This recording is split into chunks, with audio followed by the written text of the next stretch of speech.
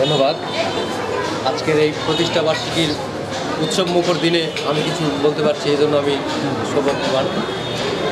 আমার ভিতরে একটা বিশ্বাস ছিল, যখন হাতে করে নতুন পথ চলা শুরু হয়, যখন দেখি যে সমস্ত গুণী মানুষ এই প্রতিষ্ঠানের সাথে সম্পৃক্ত, তখন আমার ভিতরে একটা আত্মবিশ্বাস ছিল যে এটা শুধু চলবে না, এটা দৌড়াবে।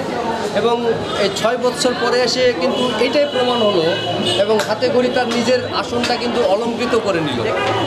আমি এই প্রতিষ্ঠানের সাথে সম্পৃক্ত যে সমস্ত শিক্ষক বা পরিচালক যারা আছে, তাদেরকে আমি মানে প্রতিষ্ঠানের পরেও ওনাদের আমি ব্যক্তিগতভাবে চিনি, এবং ওরা অনেক গুণী মানুষ।